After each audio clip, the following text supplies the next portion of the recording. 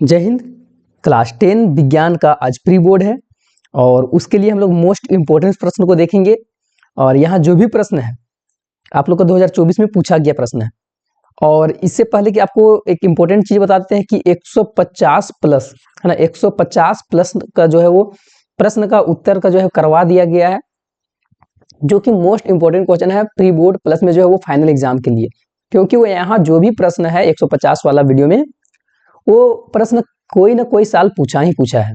कोई ऐसा साल नहीं है कि मतलब वो प्रश्न नहीं पूछा है, बिना पूछा हुआ प्रश्न उसमें ऐड नहीं किया गया है। वो कभी ना कभी कोई साल ना कोई साल पूछा ही है, उस तरह का प्रश्न ऐड किया गया है। और इससे आप लोग का अंदाजा मिल सकता है कि आखिर जैक जो है वो बोर्ड एग्जाम में किस तरह का क्वेश्चन को तैयार करता है। तो ये वीडियो को आप लोग देखना ना भूलिएगा। और उसके बाद एक और जो है वो आप लोग का वीडियो है जो सेम पैटर्न पर, उस वीडियो को भी आप लोग देखना नहीं भूलिएगा, क्योंकि वहां से भी आप लोग का बहुत मदद मिलने वाला है। सारा वीडियो का लिंक जो है डिस्क्रिप्शन में दिया हुआ रहेगा। और पैटर्न में आप लोग का किसी प्रकार का बदलाव नहीं हुआ है 2024 के अनुसार। 2024 एनुअल एग्जाम में जिस तरह का प्रश्न पूछा गया था सेम पैटर्न उसी तरह से 2025 में पूछा जाएगा। किसी प्रकार कोई बदलाव नहीं किया गया है, न तो प्रश्न पूछने की तरीका में, न प्रश्नों की संख्या में, ये कुछ में जो है बदलाव नहीं किया गया है। तो हम लोग विज्ञान का इंपॉर्टेंट प्रश्न को जो है शुरू करेंगे। उससे पहले कि आप अगर चैनल में पहली बार हैं तो चैनल को सब्सक्राइब कर लीजिए, बेल आइकन को ऑन करके वीडियो को लाइक करके अपने दोस्तों के साथ में भी जो है शेयर कर दीजिए। टेलीग्राम या व्हाट्सएप चैनल में आप नहीं जुड़े हुए हैं तो वहां जुड़ जाइए। पीडीएफ जो है इसका वहीं आप लोग को मिल जाएगा, ताकि आप पीडीएफ से भी जो है वो पढ़ सकते हैं। तो पीडीएफ जो है आप लोग का प्रोवाइड इसका करवा दिया जाएगा। और हम पीडीएफ कौन सा पीडीएफ को जो प्रोवाइड नहीं करवाते हैं, जो अपना से क्वेश्चन टाइप किया हुआ रहता है। बाकी जो है आप लोग का कोई भी पीडीएफ जो है वो सारा चीज जो है वो ग्रुप में मिल जाता है। तो यहाँ सबसे पहला प्रश्न आता है, 30 ऑब्जेक्टिव प्रश्न रहेगा कि उच्च कोटि का पॉलिश किया हुआ कांच का पृष्ठ कहलाता है ना। उच्च कोटि का क्या है? पॉलिश किया हुआ कांच का पृष्ठ को हम लोग क्या बोलते हैं? तो दर्पण बोलते हैं, ठीक है, या फिर तो कांच का स्लैब बोलते हैं। तो जैसे देखिए उच्च कोटि का पॉलिश किया हुआ कांच जो है वो दर्पण कहलाता है, या फिर तो कांच स्लैब कहलाता है। आप लोग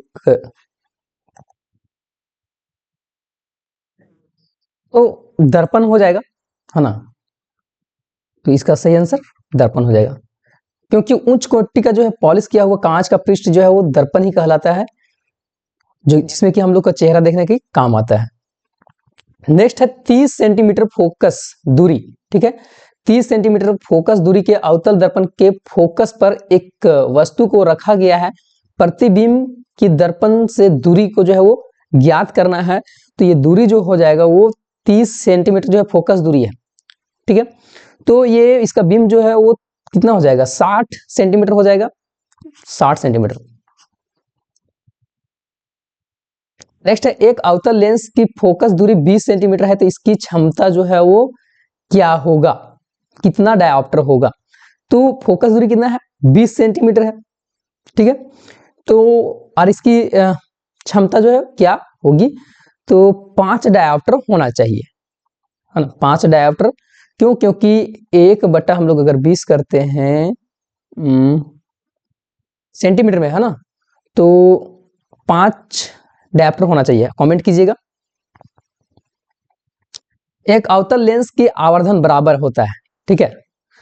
अच्छा, आप जिसका आंसर नहीं बता रहे हैं तो आप लोग जो है वो नंबर लिख के कमेंट कीजिएगा। जैसे तीसरा का जितना होगा उस तरह से लिख के, डायरेक्ट जो है नाम नहीं लिख दीजिएगा, तीसरा लिख के उसके बाद कमेंट कीजिएगा। अवतल लेंस में आवर्धन बराबर होता है तो v बटा u। नेत्र की गोलक के लंबा होने से जो है कौन सा दृष्टि दोष होता है? नेत्र की गोलक जो है वो लंबा हो गया है, तो किस प्रकार का दोष कहलाएगा? तो निकट दृष्टि दोष कहलाता है, तो निकट दृष्टि दोष हो जाएगा। नेक्स्ट, तीव्र प्रकाश में जो है पुतली की आकृति जो है क्या हो जाती है, मतलब छोटी या बड़ी? तीव्र मतलब बहुत ज्यादा जो है वो लाइट पड़ रहा है, ठीक है, लाइट अचानक से बढ़ गया तो ऐसे में पुतली जो है वो छोटी हो जाती है। जैसे कि अचानक से आप लोग धूप में निकलते हैं, अंधेरे में है या फिर तो रूम में है, अचानक से बाहर निकलते हैं तो वहां क्या दिक्कत होता है? तो वहां यही दिक्कत होता है कि जो आंख जो है वो छोटा हो जाता है। नेक्स्ट है कि निम्न में से कौन सा मात्रक एम्पियर के बराबर है ना। एम्पियर के बराबर कौन सा है? तो कूलाम प्रति सेकेंड इसका सही होगा। नेक्स्ट है यदि 1 ओम के 10 प्रतिरोध समांतर क्रम में संयोजित हो तो उनका परिणामी प्रतिरोध जो है वो क्या होगा? तो 1/10 ओम हो जाएगा। एक क्षैतिज सीधी तार में धारा की दिशा पूर्व से पश्चिम की ओर है।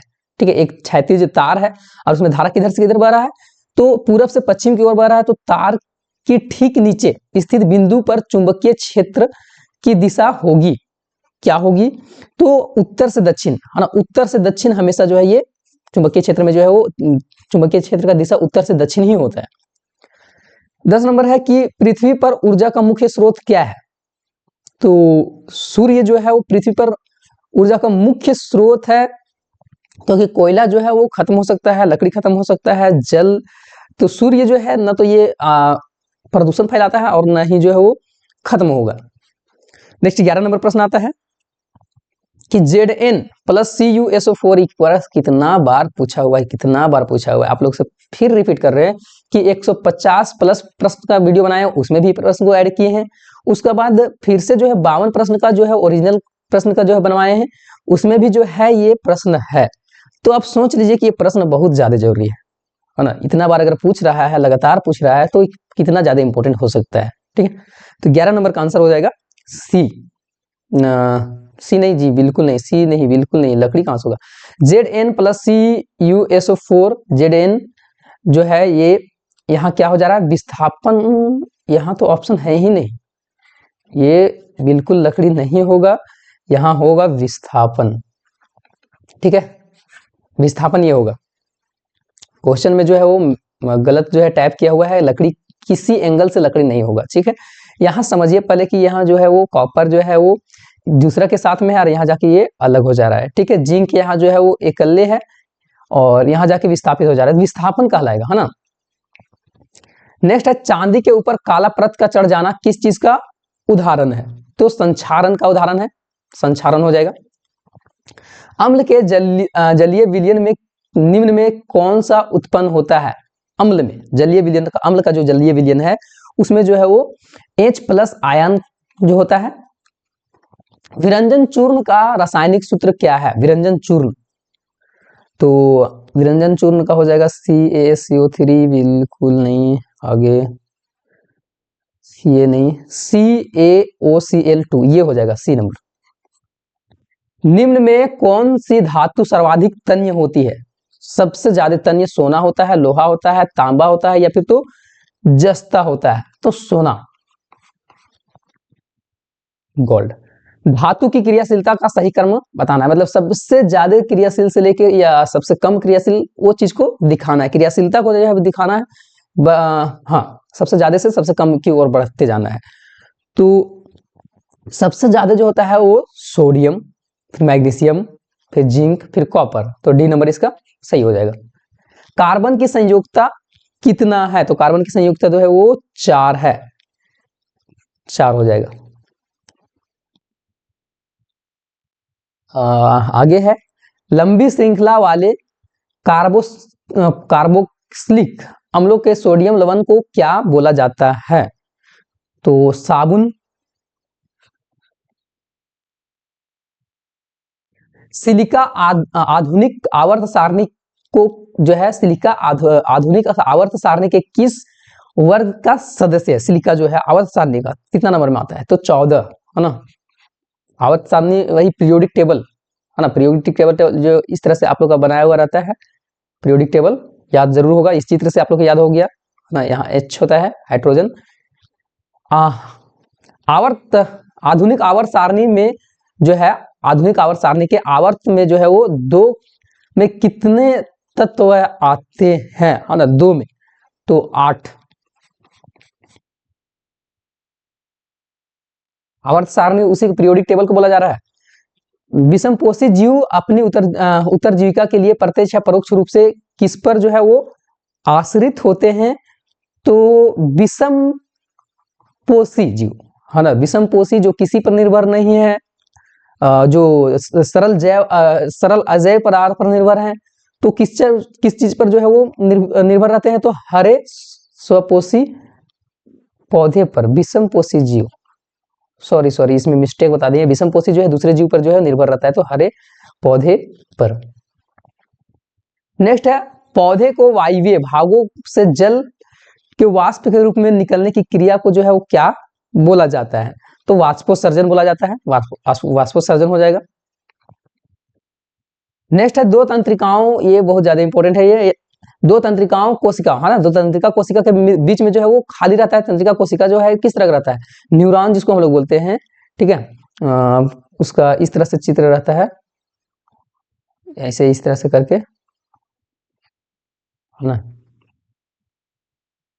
तो इसमें जो है इसके और एक और यहाँ से एक इस तरह का शुरू होगा, उसके बीच में जो है थोड़ा सा गैपिंग रहता है, तो उसको हम लोग सिनेप्स बोलते हैं, सिनेप्स नाम से जानते हैं। तो इसका जो हो जाएगा वो सिनेप्स हो जाएगा।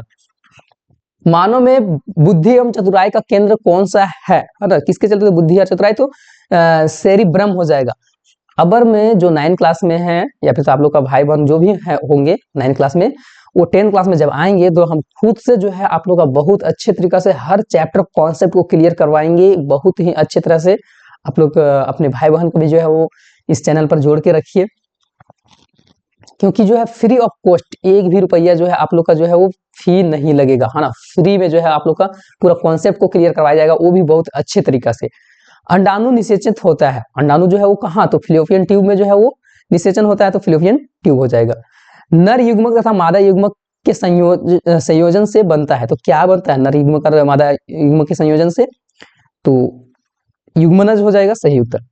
अवशेषी अंग के उदाहरण है ना। तो अवशेषी अंग के उदाहरण जो है वो कर्ण पल्लव की पेशियां, पूंछ, ये सभी हो जाएगा इनमें से। 28 नंबर प्रश्न आता है कि किसी जीव के विशेषक पर किसका प्रभाव पड़ता है?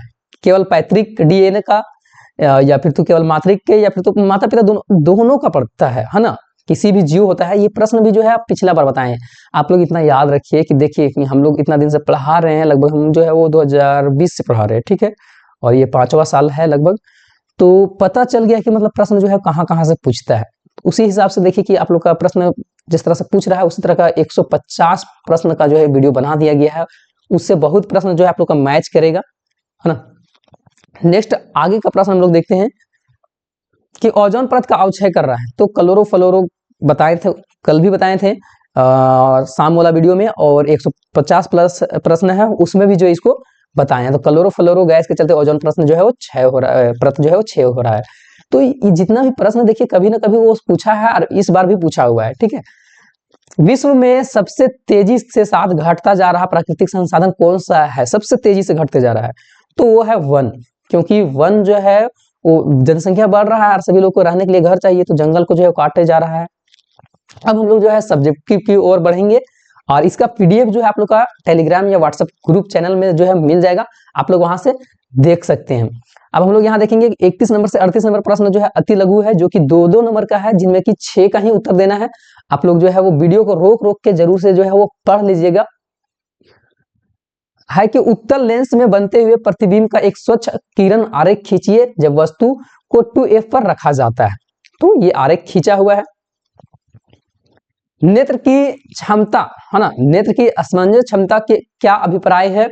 तो एक स्वस्थ मानव के नेत्र की दूर स्थित वस्तुओं अथवा निकट स्थित जो है वो कम से कम जो है वो 25 सेंटीमीटर से कम नहीं होना चाहिए, तो कम से कम, है ना, 25 से कम नहीं होना चाहिए। तो वस्तुओं को अपने नेत्र लेंस की फोकस दूरी को समायोजित करके आसानी से स्पष्ट रूप से देखा मतलब जा सकता है, देखता है। और मानव नेत्र स्पष्ट रूप से जो है देखने की क्षमता नेत्र के समंजस क्षमता कहलाता है। देखिए मानव की नेत्र असमंजस क्षमता क्या होता है कि मतलब मनुष्य जिस चीज को स्पष्ट रूप से अच्छे तरीके से देख सकता है, यही तो होता है दिखाई देने के लिए। और क्षेपण अभिक्रिया से आप क्या समझते हैं? थोड़ा सा वीडियो को पॉज करके जो है वो इसको देख लीजिएगा आंसर। नेक्स्ट है कि अम्ल का जलीय विलयन विद्युत का चालक क्यों करता है ना। अम्ल में जो है वो विद्युत इसमें चलता है क्योंकि इसमें H+ आयन होते हैं, इसीलिए, है ना। आंसर भी आप लोग देख लीजिएगा वीडियो को रोक के। मानव वृषण के 2 कार्य लिखना है, तो शुक्राणु का निर्माण करता है, टेस्टोस्टेरोन हार्मोन को जो है रिलीज करता है। बाहरी आघातों से मस्तिष्क की सुरक्षा कैसे होती है? तो बाहरी आघात मतलब बाहर से जो कुछ अगर चोट वोट लगता है तो उसके लिए जो है वो हम लोग का मस्तिष्क में बहुत सारा जो है कठोर सबसे बाहरी परत बना हुआ है, जो रीढ़ के हड्डी को ढकता है, और एक मोटी रेशेदार जो है परत बना हुआ है, जिसके कारण से झटका भी लगता है ना, माथा में लगता भी है। तो हम लोग का माथा के अंदर में जो बहुत जो है नाजुक भाग है, लेकिन इसके बाहर से खोपड़ी जो है ना वो बचाता है। वन जैव विविधता के विशिष्ट है ना, वन जैव विविधता के विशिष्ट हैं कैसे? तो वन जैव विविधता के विशिष्ट स्थल है क्योंकि वन में एक बड़ी संख्या विभिन्न वनस्पति और जीव प्रजातियां पाई जाती है। आगे देखिएगा अपने से, आगे है ओजोन परत के अवक्षय के क्या दुष्प्रभाव है? तो क्लोरोफ्लोरो गैस है ना, के चलते ये जो है वो ओजोन परत जो है वो क्षय हो रहा है। और इससे क्या क्या हो सकता है? तो ओजोन परत से जो है पराबैंगनी किरण निकलता है जो पृथ्वी में पहुंचने के बाद जो है वो त्वचा का कैंसर हो गया, आंखों की मोतियाबिंद हो गया, आनुवंशिक रोग, ये तरह तरह का रोग फैलाता है। आगे हम लोग प्रश्न देखेंगे।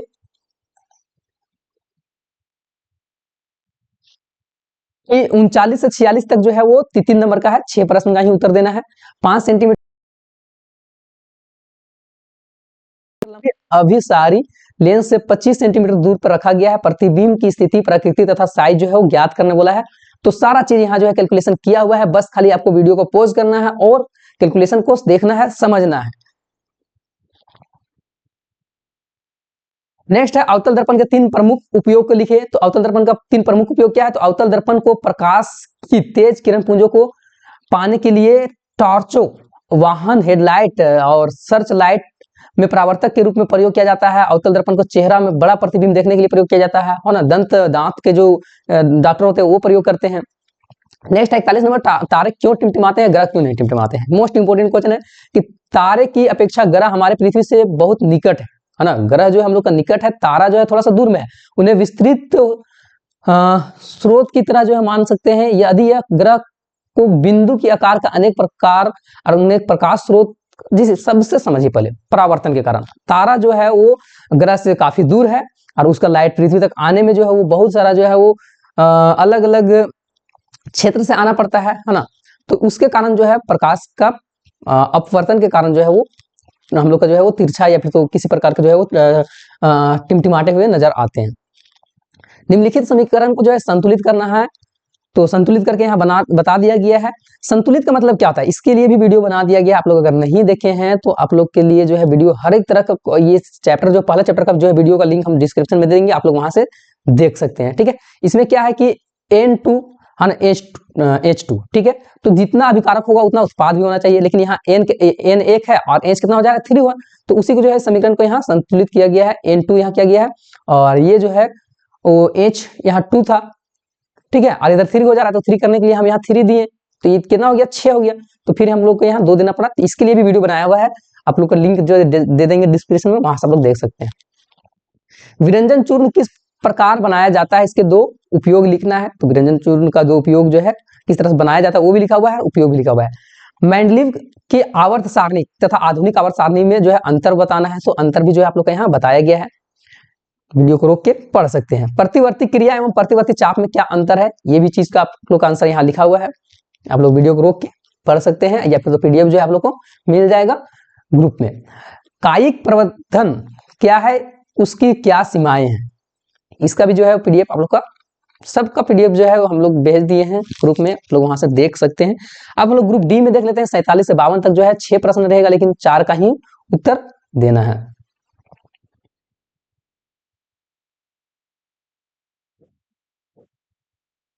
इनमें से किन्हीं 6 प्रश्नों का उत्तर देना है। देखिएगा आप लोग का जो लिखा रहता है उसमें से ओम का नियम कल भी बताए थे, कल का भी हम बताए हैं। कल का वीडियो अगर नहीं देखे हैं तो आप लोग वहां देखिएगा, उसमें भी ये प्रश्न को बताए हैं ओम का नियम वाला। बहुत ज्यादा ओम का नियम, श्रेणी क्रम, पार्श्वक्रम, ओम का नियम, श्रेणी क्रम, पार्श्वक्रम, ये 3 में से कोई एक जो है वो गारंटीड जो है एक पूछेगा ही पूछेगा इस चैप्टर से। या फिर तो ओम के नियम पूछेगा, या फिर तो पार्श्वक्रम पूछेगा, या फिर तो श्रेणी क्रम में जो है वो जोड़ने के लिए पूछेगा। तो इस चीज को आप लोग देखिएगा। अब ये प्रश्न भी बताएं, विद्युत मोटर का चित्र बनाना था, है ना, ये प्रश्न भी कल बताए हैं। विद्युत मोटर का जो है चित्र बनाना था और इसका कार्य का सचित्र वर्णन करना है। बहुत ज्यादा इंपॉर्टेंट प्रश्न है, देखिए कल ही बताए हैं और आज जो है इसमें फिर एक बार बता रहे हैं। देखिए यहाँ आंसर के साथ में बता रहे हैं, कल आंसर नहीं बताए थे ना, आज आंसर के साथ में बता रहे हैं, आप लोग पूरा का पूरा यहाँ देख सकते हैं। 49 नंबर है, एक यौगिक AB को बनने के लिए एक का प्रत्येक परमाणु एक इलेक्ट्रॉन त्याग करता है, जबकि बी प्रत्येक परमाणु का इलेक्ट्रॉन प्राप्त करता है। ये भी जो यौगिक AB में बंधन की प्रकृति बनाए तथा चार जो है वो इसके चार गुणों को लिखना है। तो देखिए आप लोग को यहाँ लिखा हुआ है। नेक्स्ट है 50 नंबर कि निम्न यौगिक का संरचना सूत्र बनाना है। ठीक है, ब्रोमो, पेटेंट, मैथेनल, प्रोपैन, बेंजाइन, प्रोपेनाइक अम्ल, ये सारा का जो है वो बनाया हुआ है यौगिक संरचना, एक बार देख लीजिए। लास्ट हम लोग 51 और 52 नंबर प्रश्न देखेंगे। प्रकाश संश्लेषण की परिभाषा दीजिए, प्रकाश संश्लेषण प्रक्रम का संक्षेप में व्याख्या भी करना है। लास्ट प्रश्न है कि लिंग निर्धारण जो है, लिंग निर्धारण किसे कहते हैं, लिंग निर्धारण में पर्यावरण में क्या भूमिका है, समझाइए। ठीक है, तो पर्यावरण में जो है वो तापमान क्या क्या मतलब जो है ये प्रभावित कर सकता है, तापमान पर भी लिंग निर्धारण जो है वो निर्भर करता है, सामाजिक लिंग निर्धारण, घनत्व, ये सारा चीज। ये था आप लोग का 2024 में पूछा हुआ प्रश्न, और ये प्रश्न आप लोग को कल भी ओरिजिनल क्वेश्चन का वीडियो में बताए हैं, जो कि बहुत ज्यादा इंपॉर्टेंट है। और इसी प्रकार हम लोग जो है बोर्ड एग्जाम की भी तैयारी करेंगे।